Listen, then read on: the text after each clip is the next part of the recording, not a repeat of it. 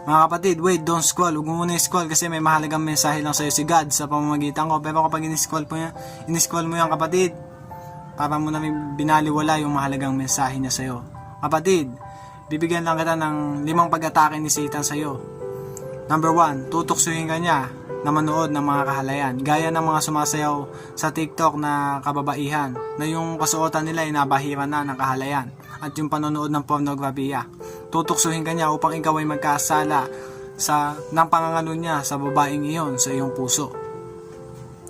Ang sabi sa Matthew chapter 5 verse 28, ngunit sinasabi ko sa inyo, ang sino mang tumingin sa isang babae ng may pagnanasa ay nangangalo niya na sa babaeng iyon sa kanyang puso.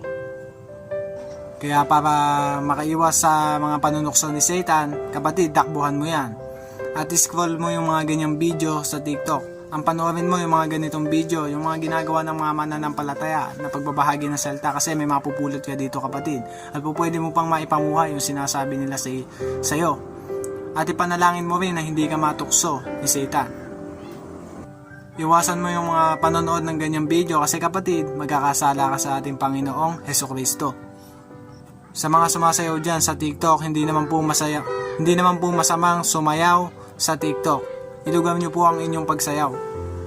Payo ko lamang po sa inyo, mga kababaihan, kapag po kayo ay sasayaw sa TikTok, ayusin niyo naman ang inyong kasuotan, yung kagalang-galang. Magiging sanhi kasi kayo ng pagkakasala naming mga kalalakihan. Ang sabi sa 1 Corinthians chapter 10 verse 32, huwag kayong maging sanhi ng pagkakasala ninuman ng mga Hudyo, ng mga Hentil, o ng mga kaanib sa iglesia ng Diyos. Magkakasala rin kasi kayong mga kababaihan kung hindi ninyo aayusin ang pananamit ninyo sa pagsayaw. Payo lang yan, ayoko din kayong mapahamak kasi.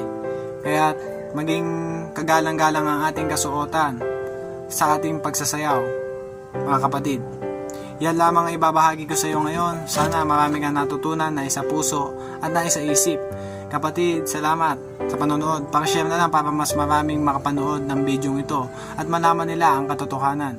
Kapatid, salamat sa iyo sa panonood mo at pakipag-cooperate. Salamat sa iyo kapatid. God bless. Sana nasa mabuting ang kalagayan. Thank you so much. Amen.